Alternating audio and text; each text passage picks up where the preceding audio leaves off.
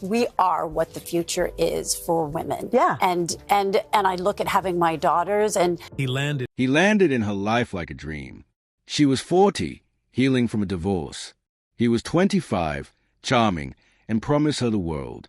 But what began as Hollywood's most talked-about romance ended in Demi Moore's darkest chapter. Now, at 62, she's finally telling the whole story. The miscarriage they kept secret, the 3 she regrets, and the addiction that nearly killed her. This is what really happened between Demi and Ashton. Demi Moore was born on November 11, 1962, in Roswell, New Mexico. Her life was difficult from the start. Her father left before she was even born, and her mother struggled to raise her. Things got worse when, at just 15, Demi experienced a horrifying betrayal. In her memoir, she revealed that her mother allowed an older man to hurt her for $500.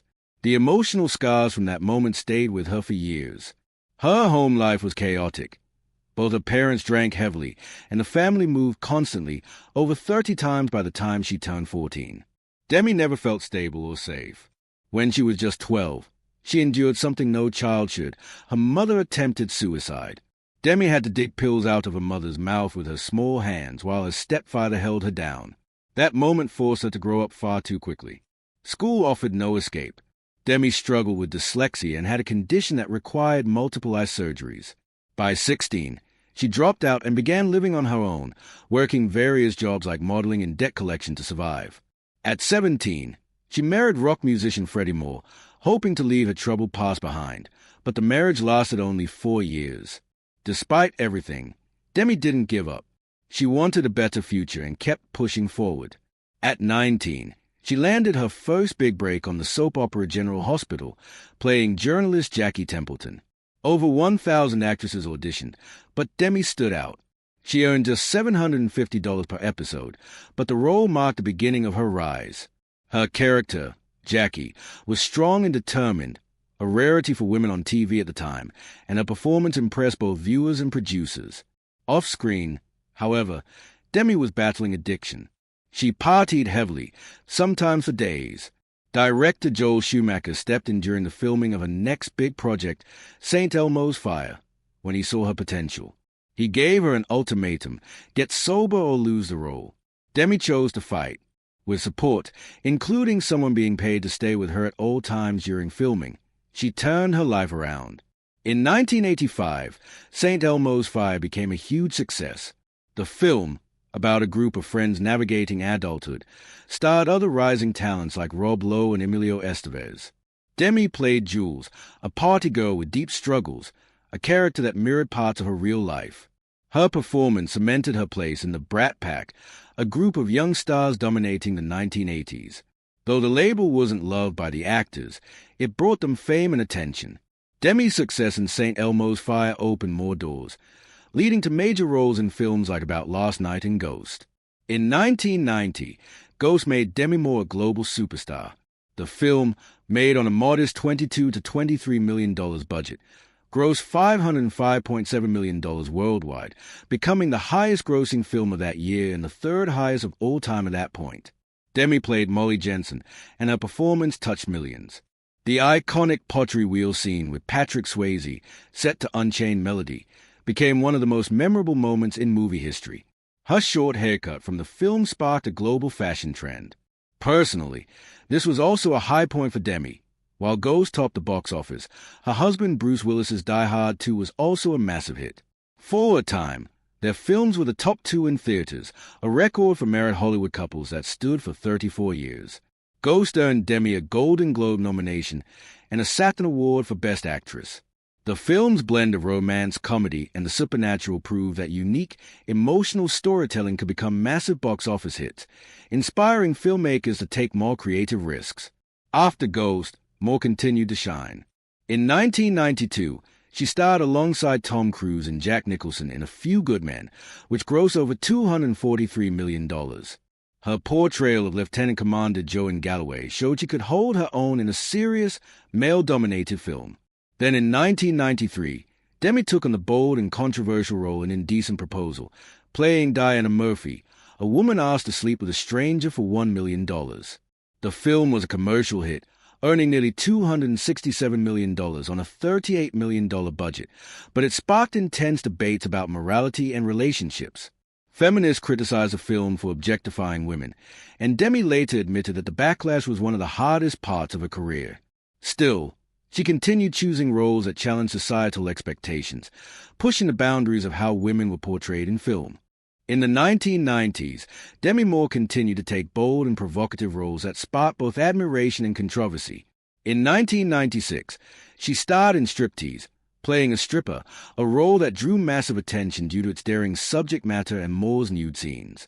She was paid a record-breaking $12.5 million for the film, making her the highest-paid actress in Hollywood at that time. The following year, in 1997, she took on an entirely different challenge with G.I. Jane, portraying the first woman to go through Navy SEAL training. To prepare, Moore shaved her head on camera, did many of her own stunts, and underwent intense physical training, lowering her body fat to just 10%. These two roles represented vastly different expressions of womanhood. In Striptease, she embraced her femininity and sexuality, while in G.I. Jane, she embodied strength and toughness, defying traditional gender norms. Moore later reflected that playing a stripper upset women, while playing a soldier upset men. Though the films were controversial, they cemented her as a fearless performer, even as the scrutiny took a toll. In her 2019 memoir, Moore revealed that this period marked the beginning of a painful chapter in her life, filled with struggles involving substance abuse and body image issues. Demi Moore's journey into adulthood and stardom was shaped early on by her first marriage. At just 17, she married musician Freddie Moore on February 8, 1980. The marriage, she later admitted, wasn't rooted in love but was more about escaping the pain of losing her stepfather. On the night before the wedding, instead of feeling joy, she was on the phone with another man she'd met on a film set, already sensing it was a mistake. Despite this, she took Freddie's last name as her stage name, one that would remain with her for her entire career. During their marriage, they even collaborated on a song, It's Not a Rumor, which became a minor hit. But the relationship was strained. Moore was still discovering herself and later admitted to sabotaging the marriage, knowing deep down it wasn't right. It ended in 1985 but left a lasting mark on her views of love, trust, and identity. Her next great love story began like something out of a Hollywood script. In 1987, Moore met Bruce Willis at a film premiere while she was engaged to actor Emilio Estevez. The chemistry between Demi and Bruce was undeniable. 4 months later, while in Las Vegas for a boxing match, Bruce proposed. They married on the spot on November 21, 1987. It was impulsive, but for a time, it worked beautifully. Together, they became one of Hollywood's most admired power couples. Bruce was rising to fame with Die Hard, and Demi was becoming one of the industry's top-paid actresses. They welcomed 3 daughters, Roma in 1988, Scout in 1991, and Tallulah in 1994. But as their careers soared, the distance between them grew. Bruce hoped Demi would step back and focus more on family, but she was at her peak, earning $12.5 million for Striptease and staying in high demand. Despite the strain, they remained close for years, even co-starring in the film Mortal Thoughts. Eventually, in 1998, they decided to separate after 11 years of marriage. Remarkably, their divorce was amicable. They co-parented their daughters and supported each other's new relationships, setting an example of post-divorce harmony in Hollywood. Balancing motherhood and a thriving career was one of Moore's biggest challenges. When she had Roma in 1988, she didn't slow down. In 1991, she made headlines when she posed nude while pregnant with Scout for the cover of Vanity Fair. The image became iconic, boldly challenging norms about pregnancy and body image. She worked hard to integrate motherhood into her career, even having a nursery built on the set of G.I. Jane for her youngest daughter. Yet, no matter how much she did, she often felt guilt over not being present enough. After her split from Bruce, she made a bold choice. She left Hollywood and moved to Idaho, wanting her daughters to grow up with a normal life away from the spotlight. That decision underscored her deep commitment to motherhood, even at the cost of a booming career. In 2003, Demi Moore's life took another dramatic turn when she met Ashton Kutcher at the Charlie's Angels Full Throttle premiere in New York. At the time, Demi was 40 and Ashton was 25. Despite the 15-year age difference, they clicked instantly. Moore was drawn to his charm and humor. The very night they met, they had an 8-hour phone call discussing their dreams and philosophies, something she later described as magical. Just 3 weeks later, Ashton had already met Demi's daughters and even her ex-husband, Bruce Willis. In a grand romantic gesture, Ashton proposed to Demi just 2 months into their relationship during a midnight beach picnic in Santa Barbara, spelling out "Marry Me" with rose petals. The engagement ring was a 5-carat Ashcut diamond worth $250,000. By the 4th month, they had moved in together and launched a production company, Catalyst Films. Their first show, Beauty and the Geek, became a hit, reinforcing their status as a Hollywood power couple. However, their relationship faced a devastating challenge when Demi suffered a miscarriage 6 months into her pregnancy. The loss shattered them, but they leaned on each other and attended grief counseling 3 times a week for months. Ashton later admitted that the experience changed him deeply and made him truly ready for fatherhood. The media, however, remained fixated on their age difference. When they made their public debut as a couple at the Charlie's Angels premiere, the press frenzy was intense. Over 200 photographers swarmed the event. Some even offered. The intense media spotlight on Demi Moore and Ashton Kutcher reached a fever pitch when tabloids reportedly offered $100,000 for a photo of them kissing. Late-night comedians and talk shows constantly mocked their relationship, and the term cougar entered mainstream pop culture, with Demi often labeled as its poster child. Despite the constant jokes, the couple handled the attention with humor. In 2005, Demi even appeared in a Saturday Night Live skit wearing old-age makeup, poking fun at the public's obsession with their age gap. In September 2005, Demi and Ashton had a private wedding at their Beverly Hills home, attended by just 100 guests, including Bruce Willis. Demi wore a Lanvin gown, and Ashton wore a cream Brooks Brothers suit. The couple exchanged vows under a Kabbalah chuppah, reflecting their shared spiritual beliefs. One of the most touching moments came when Demi's daughters, Ruma, Scout, and Tallulah, read heartfelt letters to Ashton. In return, Ashton gifted each of them a Cartier love bracelet as a symbol of his commitment to their family. Bruce Willis was reportedly moved to tears by the ceremony. After the wedding, Demi and Ashton fully embraced their blended family life. They bought a home in Idaho, where they enjoyed peaceful vacations and threw themed parties. The couple maintained a friendly relationship with Bruce Willis, often spending holidays and time together as one extended family. Bruce even praised Ashton, saying he was one of the few men his daughters had ever said, "I love you" to.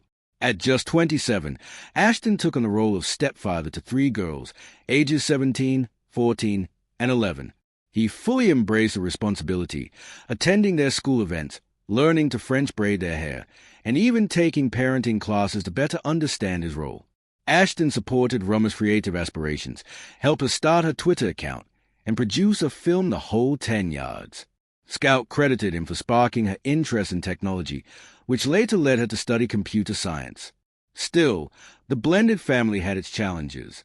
Tallulah admitted she was initially confused by Ashton's presence and unsure of how to accept him as a father figure. Ruma confessed that she had a crush on Ashton before he started dating her mother, which complicated things further. Despite the awkwardness, Ashton stayed close to the girls even after the marriage ended. He publicly supported Ruma during her Dancing with the Stars performances and celebrated her pregnancy announcement years later. In 2020, Ashton said he would always love and root for the girls, showing the lasting impact of his role in their lives. Demi and Ashton were overjoyed when they discovered they were expecting a baby. Demi, 41 at the time, was 6 months pregnant when, during a routine checkup on September 23, 2003, they received devastating news. Their baby girl, Chaplin Ray, no longer had a heartbeat. The loss shattered Demi, who had been sober for nearly 20 years. She blamed herself, fearing that her occasional drinking and smoking early in the pregnancy had caused a miscarriage. Overcome with grief, she fell into depression and began using alcohol and painkillers like Vicodin to numb the pain. Her weight plummeted to a dangerously low 98 pounds. The couple tried everything to have another child, including IVF, but nothing worked. Moore later described this time as one of complete emotional collapse, feeling lost, broken, and unable to cope. The miscarriage also strained their marriage. In her memoir Inside Out, Demi wrote that Ashton tried to support her, but couldn't truly connect with her grief. The emotional distance between them grew. In a desperate attempt to save their relationship, Moore agreed to have threesomes at Ashton's request, hoping it would keep him happy. Instead, it left her feeling ashamed and confused about their bond. They also sought help through spirituality, attending sessions at the Kabbalah Center in Los Angeles and even traveling to Israel for a spiritual retreat. But the cracks were too deep. The pressure to have a baby, Moore's renewed struggle with addiction, and the persistent age gap added to the tension. Things took a dramatic turn for the worse when cheating rumors surfaced.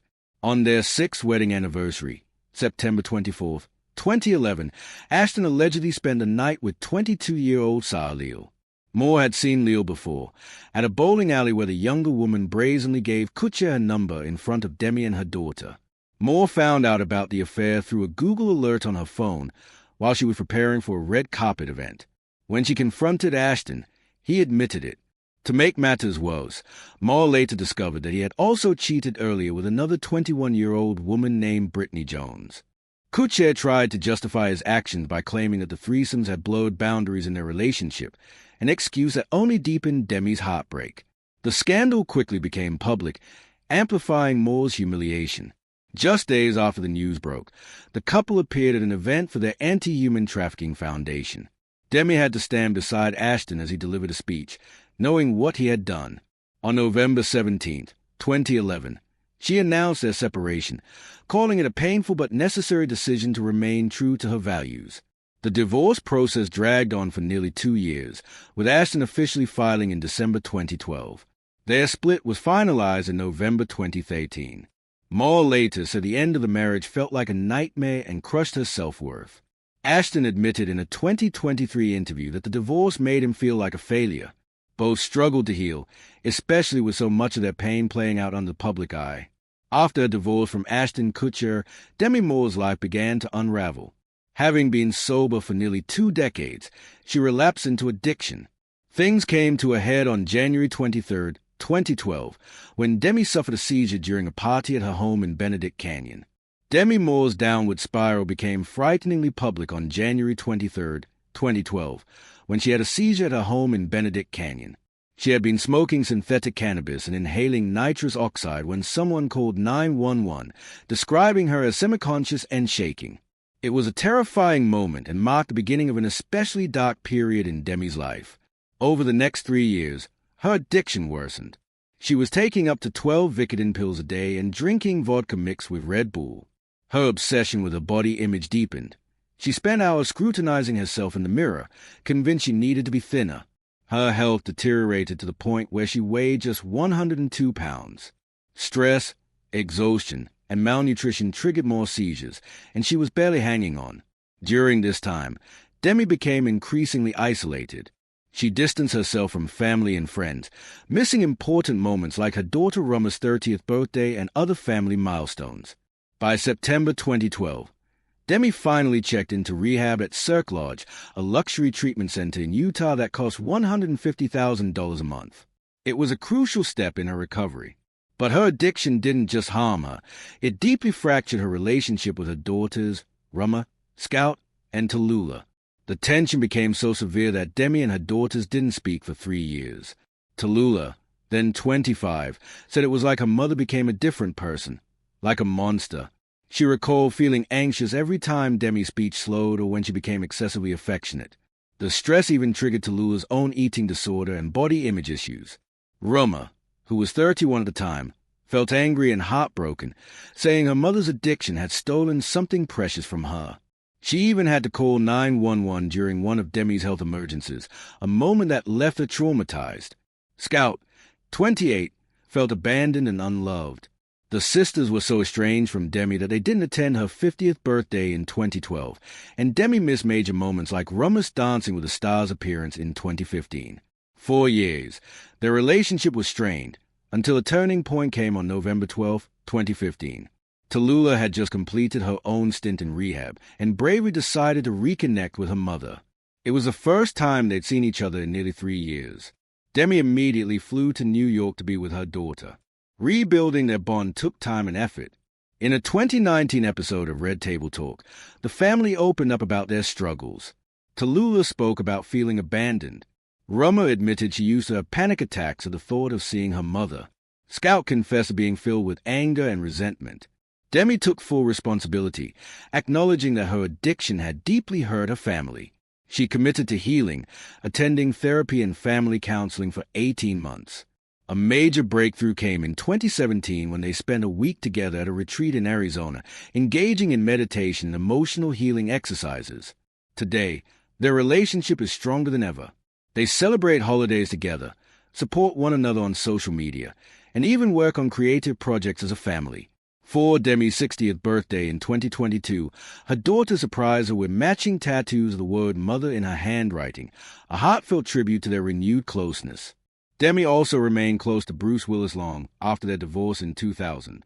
Their post-marriage bond became an example of how love and respect can endure even after a relationship ends. When Bruce's family announced in 2022 that he had been diagnosed with aphasia, Demi was one of the first to publicly show her support. She's continued to be there for him, often spending time with Bruce and his wife, Emma Hemming Willis. In 2023, Demi joined the family to celebrate Bruce's 68th birthday, posting a sweet video of everyone singing Happy Birthday that quickly went viral. Their friendship, humor, and loyalty have become something fans admire. Back in 2019, Demi even took part in Bruce's Comedy Central roast, joking, "I was married to Bruce for the first 3 Die Hard movies, which makes sense, because the last 2 sucked." Their ability to laugh at their past shows the warmth that still exists between them. They've also been supportive of each other's new relationships. Demi attended Bruce's wedding to Emma in 2009, and Bruce attended Demi's 2005 wedding to Ashton Kutcher. Their daughters have often said how grateful they are for the mature and loving example their parents set. Rummer once remarked that having divorced parents who still cared deeply for each other was the best model of love she could have asked for. Now at 62, Demi Moore's perspective on love and life has transformed. On her birthday in 2024, she told Vogue that she'd come to understand that the most important relationship in her life is the one she has with herself. She no longer feels a need for someone else to complete her, because she already feels whole. Demi coined the term solo partnering to describe her new lifestyle, focusing on her own growth and happiness, while remaining open to love if it comes naturally. The concept resonated widely, and solo partnering began trending online following the interview. Demi's approach to dating has also changed. In the past year, she went on only 3 carefully chosen dates. One of them was with an astrophysicist she met at a TED Talk. They went stargazing in the Mojave Desert. Though it wasn't romantic, Demi said it was a meaningful experience she'd always remember. In a surprising and heartwarming twist, Demi has even formed a friendship with Mila Kunis, Ashton Kutcher's wife. The 2 women started a book club together and meet every 2 weeks to discuss literature and life. Fans have praised Demi's grace, growth, and forgiveness. As for the future, Demi Moore hasn't ruled out falling in love again, but now she knows exactly what she wants. If she does meet someone, it'll be someone who adds value to her already full life, not someone she needs to feel complete. And one thing is certain, they must love her dog, Pilaf, who has become a little Instagram star in his own right.